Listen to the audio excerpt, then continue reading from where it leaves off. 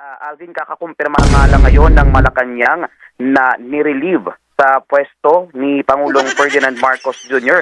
si PNP Chief General Nicolas Torre III.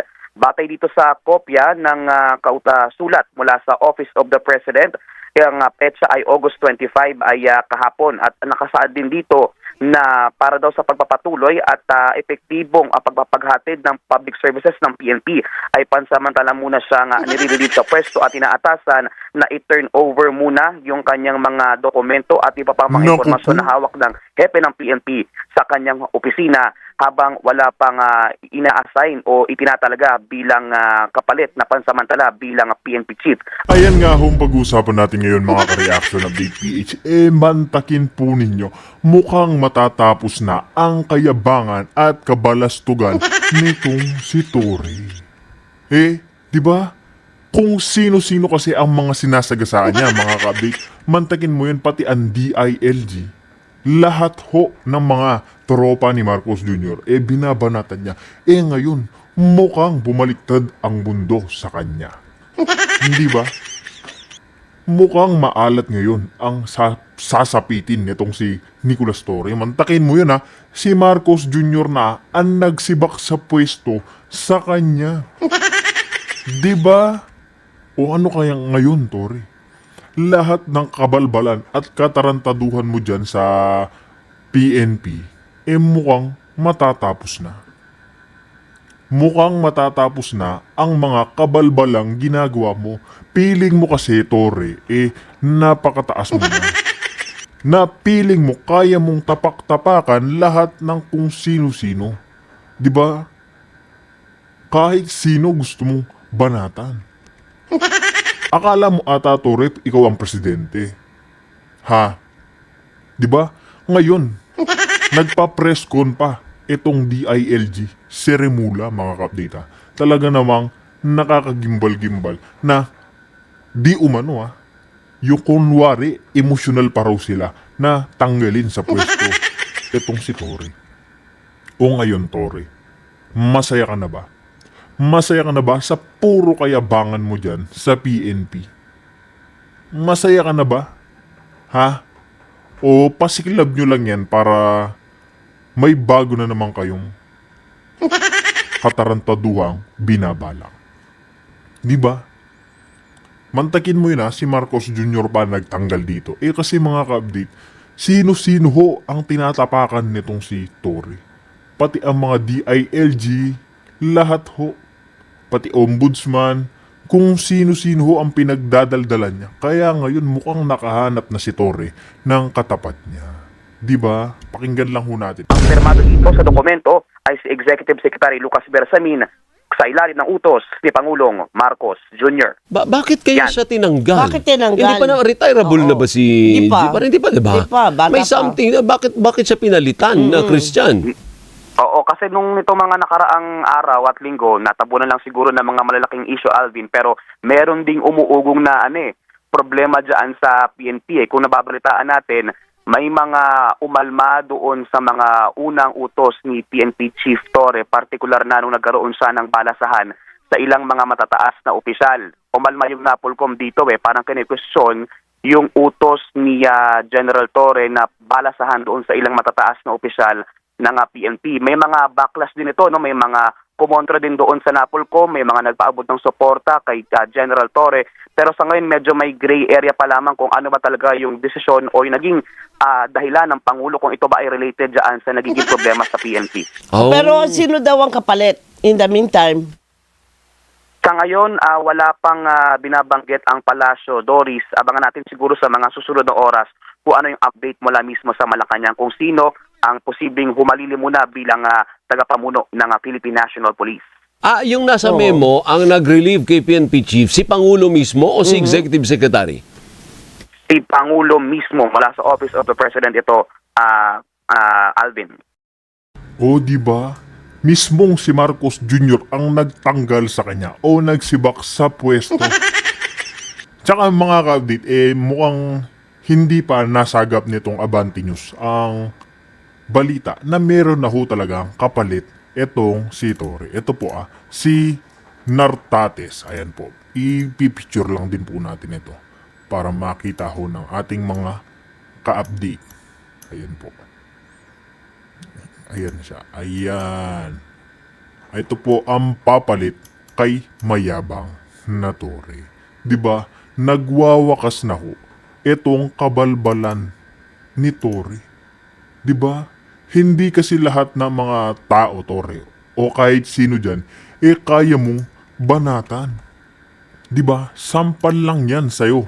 Sampal sa katotohanan na hindi lahat ng tao matataas na nga yung mga ranko niyan Pati yung mga yan, pati yung mga DILG, mga ka-update, binabanatan ho niya. Ganyan The ho Department of kakapal Interior and Local ang pagmumuka ni Mang Torre. Ito naman mga kabita, pakinggan ho natin itong naging press con nitong si Remula patungkol bakit tinanggal o nirelieve sa pwesto si Torre. Ito naman After his statement, we will open the floor for questions from the members of the press. We ask for your cooperation in keeping the discussion orderly so the public may receive the clarity it deserves. May I now call Secretary John Vic for his statement. Thank you very much. Good morning to all of you. Thank you very much for your presence here. I have a statement from our department. The palace affirms that President Ferdinand Marcos Jr. has made the difficult but necessary decision to relieve PNP Chief Police General Nicolas Torre III of his duties. The President believes that his national security apparatus must always work within the framework of the law. With the recent developments, the President was presented with the facts, and he determined that the best course of action is to uphold the role of NAPOCOM as it was intended by law. As part of this resolution, the President decided to relieve Police General Torre. This was not an easy choice, but it was made in the national interest. The President is committed to ensuring a unified direction and collaboration across all areas in his cabinet, particularly those responsible for delivering security, peace, and order. The President expresses his thanks and gratitude to Police General Torre, as his brief tenure brought new life and energy into the PNP. Nevertheless, the mission must continue. The Filipinos must be safe. To this end, the President has directed the incoming PNP Chief, General Nartates, together with the Secretary of the Interior Local Government, to present within 1 month a comprehensive citizen security strategy focused on increasing police presence throughout the country and ensuring that every Filipino feels secure in their communities. That's all. O diba, may kapalit na ho ang mayabang na Torre. Halos lahat ng ating mga kababayan, pinapanalangin talaga matanggal sa pwesto itong si Torre. Dahil alam naman po natin mga ka-update, kung derechahan lang o suplakan lang, sobra sa yabang itong si General Torre. Diba? Mantakin mo yon 5 minutes na tawag lamang daw. Nandiyan na ang kapulisan, makakaresponde na daw. O ngayon, isang tawag lang ni Marcos Jr. Goodbye ka dyan. Mantakin mo yun, hindi ka pa naman magre-retire. Pinakamataas ka na dyan sa PNP, pero ano nangyari, Torre? Ano, Torre? Tanong lang, ginamit ka lang ba? Tanong lang, Torre, ginamit ka lang ba ng admin ni Marcos Jr.? Di ba? Ngayon, tinatamasa mo na ang karma. O may pasiklab lang kayo at ililipat ka lang sa pwesto. Hindi pa natin alam ang susunod na galaw ng mga yan. Pero ang alam natin mga ka-update, sinibak sa pwesto ang mayabang na Torre. Diba? Isunod naman natin dito mga ka-update ang latest update at balita dito sa ating Pangulo Attorney Kaufman, good afternoon. Duterte. Ayan mga ka-update. Pakinggan naman ho natin ito. Naging pahayag ni Attorney Kaufman patungkol kung ano na nga ba ang kalagayan at kung ano ang mangyayari sa mga pagkakaroon ng interim release kay Pangulong Duterte. Thank you, Attorney. Attorney, after submitting the renewed request for the interim release of the former President Rodrigo Roa Duterte, what is the expected timeline for the pretrial chamber to issue its decision? Well, it's customary that the chambers rule on such requests as quickly as possible. So we anticipate within a week or two, we should have a decision. Based on ICC practice, Attorney, are there specific procedural rules and guides how quickly such requests should be resolved? Well, they should be resolved. The statutory framework requires that requests for interim release are resolved as soon as possible. Attorney, regarding your motion to defer adjudication of the jurisdictional challenge, it is correct that the pretrial chamber must first decide on the interim release request before the turning to jurisdiction. Is that what we are aiming for here? Well, I don't think the sequencing is quite correct there. The chamber can decide on jurisdiction at any stage, even up until the end of the confirmation of charges hearing. We believe that it should be decided earlier, but as you know, we made the request a long time ago, and we're still awaiting a decision on that particular matter. Interim release, however, is a different matter entirely, and the judges normally decide on that type of thing as soon as possible. So, Attorney, it is possible, just to make it clearer, that on jurisdiction, it is possible that the decision on jurisdiction could only come after the confirmation of charges hearing. At the end of the confirmation of charges hearing, it's possible.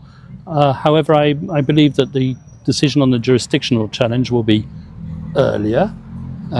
Interim release, I believe that should be within a few weeks. Does that affect the strategy of the defense? Not really. We hope that the former president will be released. We believe he should be released, and we hope that it will happen. Attorney, if the court ultimately decides not to proceed to trial, what happens to the unresolved motions, such as those jurisdictional challenge or interim release? Will they simply be moot or academic? They will be moot and academic, yes, exactly. I mean, if the case doesn't go to trial, it's because there isn't enough evidence to satisfy the substantial grounds to satisfy the court that the former president committed crimes. So there's no case to answer, as it were.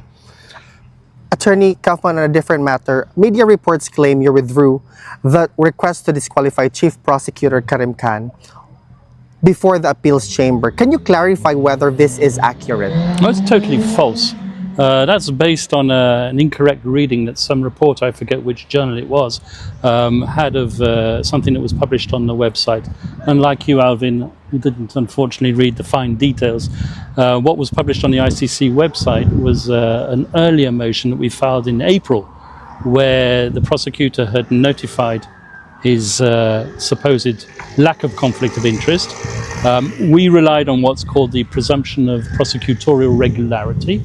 Didn't feel that there was a need to basically contradict what the former prosecutor had said. I say the former prosecutor, the current prosecutor, but he's currently on self-imposed leave. And then, at the end of June, we were suddenly disclosed the motion that he'd filed on behalf of the victims that he had represented. He'd represented more than 100 victims. The number, the nature of the representation were not known to us in advance. That's why we have reintroduced the request for the disqualification of the prosecutor. Attorney, if the appeals chamber grants your request and Prosecutor Khan is disqualified, what would be the immediate and long-term significance of these developments? Well, immediate and long-term significance won't be too great because effectively, as I've told you just now, he's on self-imposed leave because of the allegations made against him. However, there is an additional aspect to the request to disqualify Karim Khan. We argue that the very fact of his involvement as a victim's representative and subsequently becoming the prosecutor means that the investigation itself against the former president has been contaminated. Okay. Attorney, does that also mean that there is a requirement to change prosecutorial leadership or potentially delay the proceedings? No, because at the current moment in time, the person who's handling the prosecution, technically speaking, is Deputy Prosecutor Niang, and there's an American prosecutor who's handling the case on a daily basis. Attorney Kaufman, media outlets have been criticized for inaccurate or negligent reporting on these proceedings, particularly on sensitive matters. What is your response to this? Well, I think it's justified criticism. People jump to conclusions on the basis of what they see. on the website. They don't bother reading the fine print, and they see the glaring headlines, think it's newsworthy, and immediately publish without applying the brain too much. Do you believe that such reporting could prejudice public opinion or even affect the fairness of the proceedings? Sometimes it's liable to do so, indeed, yeah.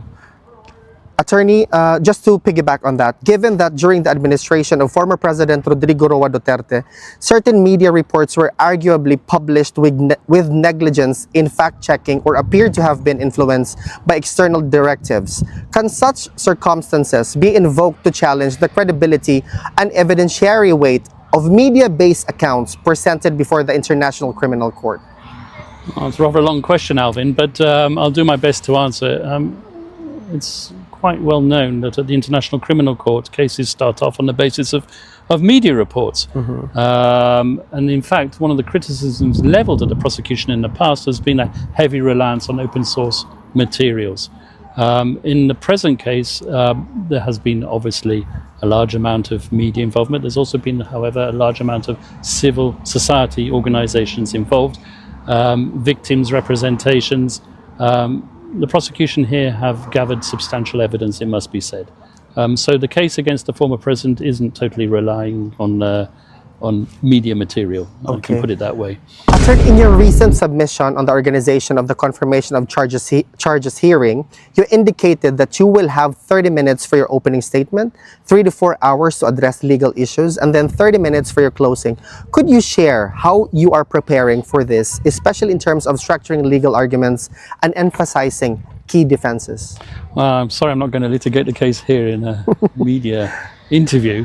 However, the prosecution and the victims today have published their anticipated schedule for the confirmation of charges hearing, and they're basically the same. They're both asking for 30 minutes opening and closing, 3 hours of submissions in the middle. Do you know, Attorney Kaufman, if the confirmation of charges hearing will be streamed online for public and observers in the Philippines or globally? 100% yes, it will be available online. Probably with a 30 minutes delay, because things can be said that shouldn't be said during a hearing in open session. The prosecution have announced that there will be a few instances where they'll need to go into private session, closed session, in order to protect victims or witnesses' interests. We might need the same as well, but the general rule is you try to minimize as much as possible private or closed sessions so that the public can be exposed to the hearing. Attorney Kaufman, just to put things in proper perspective and also for the public to have a proper thought on the matter, could you clarify the distinction between the ICC's pre-trial phase and the trial phase? So pre-trial phase is when you're building up to this big hearing, which is going to take place in September, according to the current schedule, the confirmation of charges hearing. This is when the prosecution get the first opportunity to present their case, and the defense get their first opportunity to challenge the prosecution evidence. Essentially, the prosecution have to convince the judges that there are substantial grounds to believe that the suspect, in this case the former president, committed the crimes which the prosecution alleges he committed. This is a higher standard, a higher evidentiary standard than the reasonable suspicion standard, which is sufficient to get someone arrested. But it's a lower standard than the standard which has to be proved at trial, which is beyond reasonable doubt. So it's a kind of somewhere in between standard. And the prosecution have to satisfy the judges that there are substantial grounds to believe that the former president committed the crimes that he's committed of. Once they pass that hurdle, if they pass that hurdle, then you get to the trial phase. And that's when witnesses are brought to testify and their evidence is tested by way of cross-examination. But there has been already news circulating that almost 300 witnesses have presented themselves to be witnesses for the case of the former president before the ICC. Does this mean that this is only going to be presented if we proceed to trial phase? Well, 300 witnesses is double the amount that I'm aware of, so I don't know where these extra 150 have come from. But anyway, be that as it may, the prosecution will announce the witnesses that it intends to rely on. It's not for the defense to decide which witnesses to bring. It's the prosecution who brought this case against the former president. It's the prosecution who have to prove this case against the former president, and they have to do it beyond reasonable doubt, So assuming they satisfy the substantial grounds to believe. Just one Test. more follow-up on that particular question, attorney. What kind of decision does the pretrial chamber issue at the end of this stage then? Whether or not certain charges are confirmed and suitable to go forward to trial. Yes, Banat Bay from Sorry. Attorney Kaufman, given that Arturo Las Cañas, one of the key witnesses against former President Duterte, now faces an arrest warrant in the Philippines for cyber libel, how this affect his credibility before the ICC and the strength of the case against PRRD? I'm not allowed to comment on evidence. You have to excuse me on that. I can't comment on whether or not Las Cañas is a witness or isn't a witness, and I can't comment on whatever aspect of his evidence might be relevant or not relevant to the proceedings. You have to understand that every interview that I give is being scrutinized by the judges, by the prosecution, by everybody. Correct. So I'm being cautious. Okay. What can we expect for your defense team, led by yourself, of course, during the confirmation of charges hearing? A very strong rebuttal of prosecution evidence. More than that, I'm not going to give you in this interview. Okay. Attorney, this is just something that has already transpired. The presence of the former President Duterte's children in The Hague is a significant development for all of the spectators. How does this demonstrate the court that he poses no risk of flight or interference? Or is it connected in that sense? I'm not sure how it's connected. I think it's wonderful that they're able to visit their father. I think it would be even more wonderful and amazing if they were able to visit their father when he was released with guarantees to the country he's seeking to be released to. Attorney, finally, what message would you like to send to the millions of Filipinos who continue to closely monitor these proceedings and support former President Duterte? First of all, I would ask all the Filipinos who support the former president to put their faith in the judicial process. Second of all, keep praying for his speedy release with guarantees to the country he requests and for his speedy return to the Philippines. And I have a request from the Philippines administration and government. I'm still waiting to be invited. I want to speak to you people. I want to negotiate the former president's return now to the Philippines. Thank you, Attorney. Thank you. Do you believe Duterte was right to withdraw the Philippines from the ICC? Once again, I'm not going to comment on controversial issues. You're the guy who asked the difficult questions. Sorry. You have to understand, everything I say is being scrutinized. It's not really a question which I need to answer. The simple fact of the matter is he's here now and we have to deal with that. Last one, Attorney. Go ahead. Sir, Attorney Kaufman, how confident are we that the ICC will grant our request for former President Rodrigo Roa Duterte's interim release before the confirmation of charges hearing? Is there a high chance that this will be granted? Personally speaking, I'm always confident. I can only speak for myself. I can't speak for the judges. We have a judicial process. We've done the best we can. We've argued everything possible. We just hope that the judges will agree. Thank you, Attorney Kaufman. Last question, not about this case, okay? Since you have been with the PRRD for a long time, what do you think is the most misunderstood part of PRRD's leadership? The speeches which have been selectively chosen. People can choose speeches which suit their purposes, but the former president made plenty of speeches which don't necessarily support a policy of extrajudicial killing. They don't. Thank you, Attorney He Kaufman. was a person who wasn't shy of using, can we put it, colourful language. But he's probably one of the most popular politicians in the Philippines has ever had. And there's a reason for that. That's Do you correct. think that the media is intentionally doing fake news so that PRRD would be crucified? I think we'll save those comments for court. Okay? All right, thank you. Thank you. Thank you so much, Attorney Kaufman.